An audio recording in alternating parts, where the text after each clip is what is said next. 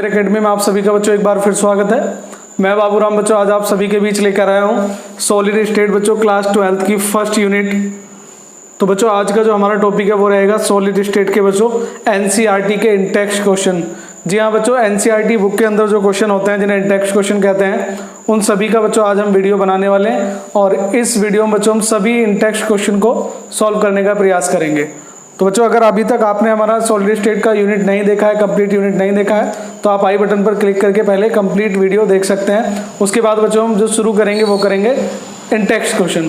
तो आइए बच्चों क्वेश्चन नंबर 1 की तरफ चलते हैं। तो बच्चों जो फर्स्ट क्वेश्चन है आपके सामने वो है बच्चों आपका पहला जो क्वेश्चन है बच्चों एनसीईआरटी का वो रिलेटेड है बेटा आपका ठोस कठोर क्यों होते हैं। क्या है बेटा आपका पहला क्वेश्चन, ठोस कठोर क्यों होते हैं। तो बच्चों ये तो आप सभी जानते हैं कि जो सॉलिड होते हैं बच्चों वो कठोर होते हैं, लेकिन बच्चा क्वेश्चन है क्यों होते हैं। तो पहला क्वेश्चन बच्चों एनसीईआरटी में गिवन है इन टेक्स्ट क्वेश्चन कि ठोस कठोर क्यों होते हैं। तो बच्चों हम जानते हैं कि ठोस के जो पार्टिकल्स होते हैं तो बच्चों ये जो होते हैं ये कैसे होते हैं, टाइटली पैक्ड होते हैं। मतलब इनके बीच जो अंतराणविक स्थान होता है बच्चों वो कैसा होता है, बहुत कम होता है। कैसा होता है बच्चों, बहुत कम होता है। इनके बीच अंतराणविक स्थान कम होता है, आकर्षण बल बहुत ज़्यादा होता है। और बच्चों ये जो पार्टिकल्स हैं आपके जो अवयवी कण होते हैं, क्या होते हैं बच्चों, अवयवी कण। तो आप जानते हैं बच्चों कॉन्स्टिट्यूएंट पार्टिकल्स जो होते हैं वो आपके बच्चों अणु, परमाणु या आयन या कोई धात्विक परमाणु कोई भी हो सकता है बेटा। तो जितने भी बच्चों आपके ठोस में कण होते हैं इन सभी को क्या बोल देते हैं बच्चों, हम जनरली अवयवी कण कह देते हैं। तो जो अवयवी कण होते हैं बच्चों वो क्या कर सकते हैं, आपके गति नहीं कर सकते हैं और इसी कारण से बच्चों ठोस क्या होते हैं, कठोर होते हैं। ये केवल अपनी जो स्थिति होती है बच्चों अपनी पोजिशन के साथ क्या कर सकते हैं बच्चों, वाइब्रेशन कर सकते हैं। ठीक है, तो बच्चों क्वेश्चन का आंसर आपके सामने है। मैंने लिखा बेटा ठोसों में जो अवयवी कणों की स्थितियां होती हैं वो कैसी होती हैं, स्थिर होती हैं। तो बच्चों मैंने आपको बताया था कि जो ठोस के जो पार्टिकल्स होते हैं बेटा इनकी जो पोजीशन होती है, ये जो आप देख पा रहे हैं बच्चों, ये जो ठोस के अवयवी कण होते हैं बेटा इनकी स्थितियां कैसी होती हैं। तो इनकी स्थितियां बच्चों कैसी होती हैं, स्थिर होती हैं। कैसी होती हैं, स्थिर। मतलब ठोस के जो बच्चों कण हैं वो कैसे होते हैं, स्थिर होते हैं। मतलब जो इनके अणु हैं बच्चों वो गति नहीं कर सकते हैं, गति करने के लिए फ्री नहीं होते हैं। ये केवल बेटा अपनी माध्य स्थिति की ओर मतलब अपने चारों ओर क्या कर सकते हैं, दोलन कर सकते हैं या वाइब्रेट हो सकते हैं, यानी कि कंपन कर सकते हैं। इसी कारण से बच्चों ठोस क्या होते हैं, कठोर होते हैं। दूसरी बात है बच्चों कि ठोस के अणु केवल कंपन क्यों करते हैं, क्योंकि बच्चों इनके बीच जो आकर्षण का बल होता है वो कैसा होता है, स्ट्रॉन्ग होता है, प्रबल होता है। ठीक है बेटा, आकर्षण बल कैसा होता है, प्रबल होता है, इसलिए ठोस क्या होते हैं बच्चों, कठोर होते हैं। क्लियर। तो देखिए बच्चों आंसर है ठोस में उनके अवयवी कण। तो बच्चों अवयवी कण क्या क्या हो सकते हैं मैंने बताया, ठोस में उनके अवयवी कण आप ब्रैकेट में डाल सकते हैं अणु, परमाणु, आयन या धात्विक परमाणु की स्थितियां स्थिर होती हैं, अर्थात ये गति करने के लिए बच्चों कैसे होते हैं, स्वतंत्र नहीं होते हैं। ये गति नहीं कर सकते हैं, ये केवल अपने माध्य स्थिति की ओर या माध्य स्थिति के चारों ओर कंपन कर सकते हैं, क्योंकि बच्चों इनके मध्य उपस्थित आकर्षण बल, इनके मध्य उपस्थित आकर्षण बल। तो बच्चों आकर्षण बल भी कौन कौन सा हो सकता है, पहला हो सकता है बेटा अंतरा परमाणविक बल, मतलब परमाणुओं के मध्य जब लगेगा, अंतरा परमाणविक बल, अंतरा आणविक बल। समझ गए बेटा, आकर्षण बल कई प्रकार का हो सकता है। नेक्स्ट जो है बच्चों आपका अंतरा आयनिक बल,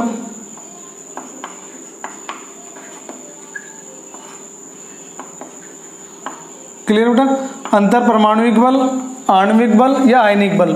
मतलब बेटा परमाणुओं के बीच कौन सा बल लगेगा, परमाणुविक बल, अणुओं के बीच कौन सा लगेगा, आणविक बल, और आयनों के बीच आयनिक बल। ठीक है, तो ये केवल अपने माध्य स्थिति को कंपन कर सकते हैं, क्योंकि इनके मध्य जो आकर्षण बल होता है कौन कौन सा होता है, अंतर परमाणुविक आकर्षण बल, अंतराणविक आकर्षण बल और अंतरायनिक आकर्षण बल। वो कैसे होते हैं, प्रबल होते हैं। इसी कारण से बच्चों ठोस क्या होते हैं, कठोर होते हैं। क्लियर।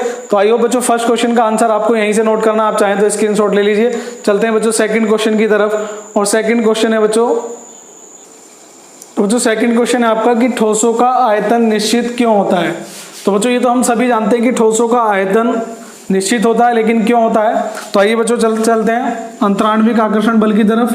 तो बच्चों जो ठोस के प्रकार होते हैं, जैसे कि आपने पहले बना चुके हैं, हमने बच्चों वीडियो में भी समझाया था आपकी, आप चाहें तो प्रीवियस वीडियो में बच्चों जो पीपीटी की फॉर्म में है, लैपटॉप से बच्चों क्रिएटेड है, और प्रेजेंटेशन की फॉर्म में आप चाहें तो वो वीडियो भी देख सकते हैं, आसानी से मालूम हो जाएगा बच्चों। तो ठोस के जो अवयवी कण है बच्चों, जैसा कि हमने पहले क्वेश्चन में बताया था कि उनके मध्य जो दूरियां होती हैं बच्चों वो स्थिर होती हैं, क्योंकि वो गति नहीं करते। तो बच्चों ये जो पार्टिकल्स हैं ये क्या होते हैं बच्चों? निश्चित होते हैं, मतलब फिक्स होते हैं, ये स्वतंत्र नहीं होते हैं, मतलब ये गति नहीं कर सकते हैं। अब गति नहीं करेंगे बच्चों तो इनके बीच जो पोजीशन है बच्चों, क्योंकि इनके बीच गैप कम होता है, और गैप कम होता है बच्चों, और दूसरा ये गति नहीं कर सकते, अपनी पोजीशन चेंज नहीं कर सकते, इसका मतलब बेटा इनका आयतन क्या होगा? निश्चित होगा। तो क्वेश्चन के आंसर में बच्चों मैंने एक वर्ड यूज किया, पहले उसे समझ लीजिएगा। आंसर है बच्चों आपके सामने ठोसों में अवयवी कण। तो बच्चों इस बार मैंने एक्सप्लेन कर दिया अवयवी कण कौन कौन से होते हैं। अणु हो सकते हैं, परमाणु हो सकते हैं, या आयन हो सकते हैं, और साथ में धात्विक परमाणु भी हो सकते हैं, अणु, परमाणु या आयन। अपनी माध्य स्थितियों पर प्रबल बच्चों एक वर्ड है यहाँ पर, ससंजक आकर्षण बलों। कौन से बल है बेटा?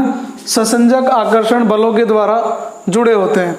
तो बच्चों हमें समझना है कि ससंजक आकर्षण बल होते कौन से हैं, ठीक है बेटा? तो देखते हैं कौन सा वर्ड बच्चों मैंने यूज किया है यहाँ पर, ससंजक आकर्षण बल, ठीक है बच्चों? तो कणों की प्रकृति के आधार पर बच्चों जो बल होते हैं वो दो प्रकार के होते हैं। बल बच्चों कितने प्रकार के होते हैं? दो प्रकार के होते हैं। नंबर एक ससंजक बल होता है बेटा, और दूसरे बल को बोलते हैं हम आसंजक बल। ये भी आपको मालूम होना चाहिए कौन कौन से होते हैं आसंजक बल। बड़े इजी मेथड से बच्चों मैं आपको समझाऊंगा ससंजक बल क्या होते हैं और आसंजक बल क्या होते हैं, ठीक है बच्चों? अब देखिए ससंजक बल क्या होता है, पहले एक प्रैक्टिकल के माध्यम से समझते हैं। बेटा मान लीजिए आपके पास पानी की एक ड्रॉप है, एक बूंद है, और एक दो बूंद है, मतलब पानी की आपके पास बच्चों दो बूंदे हैं। जब इन दोनों बूंदों को आपस में संपर्क में लाया जाता है तो ये दोनों बच्चों एक साथ जुड़ के क्या बन जाती हैं? बड़ी ड्रॉप बन जाती हैं। देखा होगा आपने कि पानी की अगर बेटा जो दो ड्रॉप होती हैं, दो बूंदों को आपस में मिलाया जाए तो दोनों मिलकर बच्चों क्या बन जाती हैं? बड़ी ड्रॉप बन जाती है, ठीक है? तो बच्चों इस बल को बोलते हैं ससंजक बल। क्या बोलते हैं? ससंजक बल। ससंजक का मतलब बेटा से का मतलब समान, यानी कि समान प्रकार के अणुओं में जो बल लगता है उसे बोलते हैं ससंजक बल। मतलब बेटा पानी की ड्रॉप और पानी की ड्रॉप के बीच जो बल लगता है वो कौन सा होता है? ससंजक बल। और इसी बल से दोनों अणु आपस में जुड़ जाते हैं। दूसरा बच्चों जब हम कभी पानी से भरे किसी बर्तन में फिंगर ड्रॉप करते हैं बच्चों, और जैसे ही हम उसमें फिंगर डालते हैं तो फिंगर पे बच्चों आपने देखा होगा कि पानी की कोई ना कोई ड्रॉप रुक जाती है। तो फिंगर पे जो पानी रुकता है बेटा, तो फिंगर के बीच, ठीक है बेटा, किसके बीच बच्चों? फिंगर के बीच और पानी के बीच जो बल लगता है उसे बोलते हैं बच्चों आसंजक बल। क्या बोलते हैं? आसंजक बल। अब देखो कैसे बेटा, दो प्रकार के अलग अलग पदार्थ हो गए, एक बच्चों जल की ड्रॉप है और दूसरा क्या है? फिंगर। तो ये भिन्न भिन्न प्रकार के आपके क्या हो गए? परमाणु हो गए या पदार्थ हो गए। तो बच्चों समान प्रकार के जो अणु हैं उनके बीच जो बल लगता है वो ससंजक बल होता है, और आसंजक बल कौन सा होता है? जो डिफरेंट पार्टिकल्स के बीच लगता है। क्लियर? जैसे बेटा पानी की ड्रॉप का सबसे अच्छा उदाहरण है, अगर पानी की दो ड्रॉप को आपस में मिलाया जाए तो वो क्यों मिल जाती हैं? ससंजक बल के कारण बच्चों आपस में मिल जाती हैं। तो ये क्लियर हुआ आपका कि ससंजक बल किसे कहते हैं और आसंजक बल किसे कहते हैं। तो बच्चों ये ठोस के पार्टिकल्स हैं। तो ठोस के पार्टिकल्स बच्चों समान प्रकार के कण हैं, अवयवी कण हैं। तो समान प्रकार के अणुओं के बीच जो बल लगता है वो कौन सा होता है? ससंजक बल होता है। तो मैंने लिखा है बेटा ठोसों में अवयवी कण अणु, परमाणु या आयन होते हैं जो अपनी माध्य स्थितियों पर प्रबल ससंजक बलों के द्वारा या ससंजक आकर्षण बलों द्वारा बंधे होते हैं या जुड़े होते हैं। और बच्चों स्थिर ताप पर या नियत ताप पर उनमें उपस्थित जो कण है बच्चों, इनके मध्य जो डिस्टेंस है जो आप देख पा रहे हैं बच्चों, तो ये कैसी होती है? स्थित होती है, यानी कि निश्चित होती है, जो परिवर्तित नहीं होती है। इसी कारण से ठोसों का आयतन क्या होता है बच्चों? निश्चित होता है। तो बच्चों थर्ड क्वेश्चन जो हमारा है वो है बच्चों क्रिस्टलीय और अक्रिस्टलीय ठोसों से संबंधित। आइए चलते हैं थर्ड क्वेश्चन की तरफ। तो बच्चों नेक्स्ट क्वेश्चन है आपके पास, क्वेश्चन नंबर थर्ड, कि निम्नलिखित को क्रिस्टलीय तथा अक्रिस्टलीय ठोसों में वर्गीकृत कीजिए। तो बच्चों पहला जो उदाहरण है आपके सामने एग्जाम्पल है वो है पॉलीयूरिथेन, नेफ्थेलीन, बेंजोइक अम्ल, टेफ्लॉन, पोटेशियम नाइट्रेट, तांबा, कांच, रेसा, पॉलीविनाइल क्लोराइड और सेलोफोन। तो बच्चों ये सभी जो उदाहरण है आपको इन्हें कन्वर्ट करना है बच्चों, क्रिस्टलीय और अक्रिस्टलीय में आपको डिवाइड करना है। इन्हें क्लासिफाइड करना है बच्चों, इनमें से कौन क्रिस्टलीय और कौन एक्रिस्टलीय है। ये क्वेश्चन बच्चों वैसे भी एग्जाम के पॉइंट ऑफ व्यू से बहुत ज़्यादा इंपॉर्टेंट है। क्लियर बच्चों? तो आइए इस क्वेश्चन को सॉल्व करते हैं। तो बच्चों इसमें आपको क्या बताना है, क्रिस्टलीय और एक्रिस्टलीय बताना है।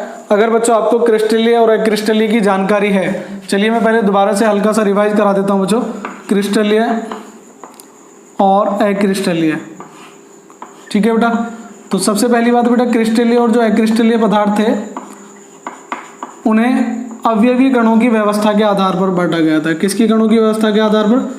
अवयवी कणों की जो व्यवस्था होती थी,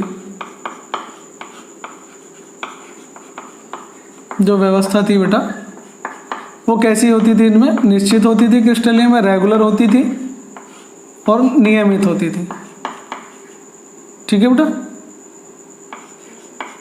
और जो अक्रिस्टलीय ठोस होते थे बेटा, इनमें कैसी होती थी? अनिश्चित होती थी और अनियमित होती थी, ठीक है बेटा। अगर आपने वीडियो नहीं देखा तो आप एक बार फिर देख सकते हैं दोबारा से, आई बटन पर क्लिक करके बच्चों आपको मिल जाएगा।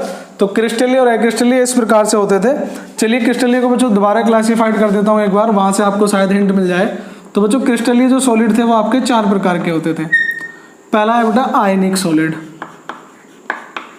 यानी कि आयनिक क्रिस्टलीय। दूसरा था आणविक कह सकते हैं। तीसरा था बेटा आपका धात्विक हो सकता है, धात्विक क्रिस्टलीय ठोस। और नेक्स्ट था बच्चों आपका नेटवर्क या सहसंयोजक, ठीक है बेटा। तो ज़्यादा चांस है बच्चों आपको कहाँ से इजीली कन्वर्ट कर सकते हैं? क्रिस्टलीय से। किससे? क्रिस्टलीय से। चलिए सबसे पहले बेटा मैं बात करता हूँ धात्विक की। तो ऊपर देखें कौन धात्विक है। तो बच्चों पॉलीयूरेथेन कंपाउंड है, नेफ्थेलीन कंपाउंड है, बेंजोइक अम्ल कोई कंपाउंड होगा, पोटेशियम नाइट्रेट वगैरह सब कंपाउंड है। तो इनमें से बच्चों धातु कौन है? तो आपको मिल जाएगा धातु कौन है? तांबा। कौन है बच्चों? तांबा। तो तांबा बच्चों क्या हो गया आपका? क्रिस्टलीय ठोस हो गया। कैसा हो गया? क्रिस्टलीय ठोस। अगर तांबे की जगह आपका बच्चों आयरन, सिल्वर, गोल्ड, प्लेटिनम कोई भी बच्चों मेटल होती है आपकी, तो मेटल भी क्या होती है आपकी? क्रिस्टलीय ठोस होती है। पहला बच्चों यहाँ से मिल गया आपको। दूसरा, अगर मैं यहाँ से बच्चों आयनिक पदार्थ ढूंढता हूँ, कौन से? आयनिक। अब बच्चों आयनिक में थोड़ा सा कंफ्यूजन हो सकता है, चलिए आयनिक का कंफ्यूजन दूर करते हैं बच्चों। जो आयनिक होते हैं बच्चों वो धातु और अधातु दोनों के बीच बनते हैं। धातु और अधातु दोनों होने चाहिए। क्लियर बच्चों? तो पॉलीयूरेथेन में कोई हमें धातु नहीं दिखाई दे रही है, सोडियम, पोटेशियम, कैल्शियम, आयरन। नेफ्थेलीन में कोई धातु नहीं दिखाई दे रही बेटा। बेंजोइक अम्ल में कोई धातु नहीं दिखाई दे रही है। टेफ्लॉन में कोई नहीं दिखाई दे रही है। तो बच्चों कौन दिखाई दे रहा है आपका? पोटेशियम। तो पोटेशियम नाइट्रेट बच्चों आपका क्या होता है? धातु होता है। मतलब पोटेशियम धातु है और नाइट्रेट इसका कंपाउंड है, इसका मतलब धातु और अधातु का कंपाउंड है। तो बच्चों पोटेशियम नाइट्रेट भी आपका क्या हो जाएगा यहाँ से? तो बच्चों आंसर लिखने को तो मैं इसमें 4 ऑप्शन है, कोई से भी लिख सकता हूँ डायरेक्टली, लेकिन आप कैसे हिंट लेंगे वो आप ध्यान रखें। कन्वर्ट कर लीजिए, जितनी भी धातु होती हैं तांबा, सिल्वर, गोल्ड, मरकरी, वो सब धात्विक में आएंगी। पोटेशियम नाइट्रेट जो आयनिक कंपाउंड है क्योंकि पोटेशियम आ गया। कैल्शियम ऑक्साइड हो सकता है, कैल्शियम क्लोराइड हो सकता है, कैल्शियम नाइट्रेट हो सकता है, पोटेशियम नाइट्रेट हो सकता है, जिंक सल्फाइड हो सकता है। तो बच्चों जो धातु होती हैं मैग्नीशियम, कैल्शियम, जिंक, लेड, इस तरह का अगर कहीं नाम मिलता है तो बच्चों वो भी क्या होगा आपका? आयनिक होगा। क्या होगा बच्चों? आयनिक होगा। ठीक है, अब बात करते हैं बच्चों आपके आणविक की। किसकी बच्चों? आणविक की। तो बच्चों आणविक में अगर आप देखें तो बेंजोइक अम्ल, आपको बच्चों किसी और का शायद फॉर्मूला मालूम हो या ना मालूम हो, बेंजोइक अम्ल का फॉर्मूला होता है C6H5COOH। इसको बोलते हैं बेंजोइक अम्ल। क्या बोलते हैं बच्चों? बेंजोइक अम्ल।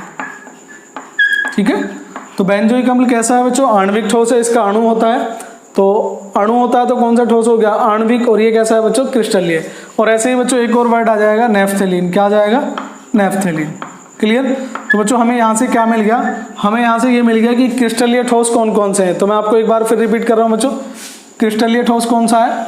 नेफ्थेलीन। कौन सा है बच्चों? नेफ्थेलीन। और बेंजोइक अम्ल। और कौन सा है बच्चों? Potassium nitrate. ठीक है बच्चों, और तांबा। ये चारों के चारों बच्चों कैसे हैं? क्रिस्टलीय ठोस हैं। बाकी के सभी बच्चों जितने भी आपको दिखाई दे रहे हैं उदाहरण, वो सभी एग्जाम्पल बच्चों कैसे आएंगे? एक्रिस्टलीय में आएंगे। किस में आएंगे? एक्रिस्टलीय में। जैसे बच्चों हमारे पास एक लास्ट में चैप्टर हुआ करता था, सबसे लास्ट यूनिट, पॉलीमर। अब तो नहीं है बच्चों सिलेबस में। तो इसमें जो टेफ्लॉन वर्ड है बच्चों, तो टेफ्लॉन एक प्रकार का प्लास्टिक है। क्या होता है बच्चों? प्लास्टिक। मैंने बच्चों आपको एक्रिस्टलीय ठोस के 3 उदाहरण बताए थे जनरली, कांच, रबड़ और प्लास्टिक। 3 बताए थे बेटा। कांच, रबड़ और प्लास्टिक। ये तो आपको वहाँ से उदाहरण मिल जाएगा, कांच का मिल जाएगा और प्लास्टिक के बारे में बात करते हैं। तो बच्चों टेफ्लॉन जो है वो एक प्रकार का पॉलीमर है। तो आपने नाम सुना होगा बच्चों, जो नॉन स्टिक बर्तन होते हैं, कौन से बर्तन होते हैं, नॉन स्टिक बर्तन होते हैं, उनमें टेफ्लॉन की परत चढ़ी होती है। किसकी बच्चों, परत चढ़ी किसकी होती है, टेफ्लॉन की, मतलब एक प्रकार का प्लास्टिक है। पॉलीविनाइल क्लोराइड बच्चों, तो आपने सुना होगा बच्चों, पॉलीविनाइल क्लोराइड को शॉर्ट फॉर्म में बोलते हैं PVC। तो बच्चों जिसके नाम के आगे पोली लग गया तो समझ लीजिए वो तो पॉलीमर है। क्या है बच्चों, वो पॉलीमर कंफर्म है। पॉलीविनाइल क्लोराइड मतलब PVC, ठीक है। तो ये भी एक प्रकार का प्लास्टिक है। तो बच्चों आपने देखा सेलोफोन और पॉलीयूरेथेन, ये सभी बच्चों आपके उदाहरण किस में आ जाएंगे, एक्रिस्टलीय ठोस में आ जाएंगे। उदाहरण बच्चों हमें कहाँ से क्वेश्चन को लेट करना था, तो लेट करना था क्रिस्टलीय ठोस से। क्रिस्टलीय के उदाहरण आपको अच्छी तरह से याद होने चाहिए। एग्जाम में बच्चों ये ऑब्जेक्टिव क्वेश्चन भी बन के आ सकता है, तो जरूर फोकस कीजिएगा इसे। तो चलते हैं बच्चों नेक्स्ट क्वेश्चन की तरफ, क्वेश्चन नंबर 4 की तरफ बच्चों। तो देखिए बच्चों बेहद ही इंपॉर्टेंट क्वेश्चन है, कांच को अतिशीतित द्रव क्यों माना जाता है। तो बच्चों कांच को अतिशीतित द्रव क्यों माना जाता है हम पहले ही बता चुके हैं। चलिए देखते हैं आज फिर। कांच एक बच्चों कैसा होता है, क्रिस्टलीय ठोस होता है, जैसे कि मैंने आपको पहले बताया था। अभी बच्चों प्रीवियस क्वेश्चन में मैंने आपको क्रिस्टलीय ठोस के उदाहरण दिए थे 3, कांच, ठीक है बच्चों, रबड़ और प्लास्टिक। तो कांच एक क्रिस्टलीय ठोस होता है। इसमें बच्चों क्या होता है, द्रवों के समान बहने की प्रवृत्ति होती है। द्रव और गैस में जैसे बच्चों बहने की प्रवृत्ति होती है, ठीक इसमें भी बच्चों द्रव के समान बहने की प्रवृत्ति होती है। लेकिन ये बेटा बहाव जो होता है बहुत मंद होता है, क्योंकि इनके कणों की जो अवस्था बच्चों वो द्रव के कणों के समान होती है। डीप में बच्चों हमने प्रीवियस वीडियो में समझा चुके हैं। इसलिए इसे क्या कहा जाता है बच्चों, अतिशीतित द्रव कहा जाता है। और इन्हें क्या कहते हैं बच्चों, आभासी ठोस भी कहा जाता है। एक क्वेश्चन बच्चों यहाँ से और बन सकता है, वो भी हम डिस्कस कर चुके हैं वैसे तो बच्चों क्वेश्चन ये था कि पुरानी बसों या इमारतों की जो खिड़कियां होती हैं बच्चों, उनके कांच बच्चों ऊपर की तुलना में बच्चों नीचे से क्या हो जाते हैं, वो मोटे हो जाते हैं। क्वेश्चन क्या था बच्चों, पुरानी इमारतों या बसों की खिड़कियां बच्चों, या आपने देखा होगा पुरानी जो बसें होती हैं बच्चों, उनकी खिड़कियां बच्चों चलने में थोड़ा सा दिक्कत करती हैं, प्रॉब्लम करती हैं। तो क्या प्रॉब्लम करती हैं बच्चों, क्योंकि उनका ऊपर से जो डायमीटर होता है, ऊपर से जो बच्चों शीशे का व्यास होता है, वो नीचे की तुलना में बच्चों क्या हो जाता है, कम हो जाता है, और नीचे का व्यास धीरे धीरे बढ़ जाता है। ये प्रोसेस बच्चों काफ़ी टाइम के बाद होती है, लॉन्ग टाइम में होती है, इसमें सालों लग जाते हैं। तो क्या होता है बच्चों, कई सालों के अंतराल के बाद ऊपर से जो कांच था बच्चों, उसकी जो मोटाई है, तो बच्चों कांच की जो मोटाई है वो ऊपर से क्या हो जाती है, कम हो जाती है, और नीचे से बच्चों क्या हो जाती है, इंक्रीज होनी शुरू हो जाती है धीरे धीरे। मतलब बच्चों कांच ऊपर से नीचे की ओर धीरे धीरे बहना शुरू करता है, लेकिन ये बहने की जो दर है बच्चों वो क्या होती है, कम होती है। तो कांच में बच्चों कैसा गुण होता है, बहने का गुण होता है, किसकी तरह होता है, द्रव की तरह। इसलिए बच्चों हम इसे क्या कहते हैं, अतिशीतित द्रव कहा जाता है। क्लियर बच्चों।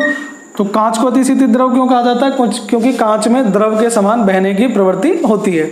दूसरा क्वेश्चन बच्चों मैंने कौन सा कोरिलेट किया है कि पुरानी इमारतों या बसों की जो खिड़कियां होती हैं बच्चों, वो ऊपर की तुलना में नीचे बच्चों क्या होती हैं, अधिक मोटी हो जाती हैं। या पुरानी बसों की बच्चों खिड़कियां जो होती हैं वो ठीक प्रकार से या प्रॉपर कार्य नहीं करती हैं। क्यों नहीं करती हैं, तो आप बता सकते हैं, क्योंकि बच्चों कांच एक अतिशीतित द्रव है और उसमें बहने का गुण होता है। क्लियर। इसी कारण से कांच जो है बच्चों, ऊपरी सतह उसकी कैसी हो जाती है, पतली हो जाती है, और निचली सतह धीरे धीरे क्या हो जाती है, मोटी हो जाती है। तो बच्चों आज के लिए इतना ही। अगर आपको वीडियो पसंद आया तो बच्चों लाइक और शेयर करना ना भूलें। मिलते हैं नेक्स्ट वीडियो में, तब तक के लिए जय हिंद, जय भारत, धन्यवाद बच्चों।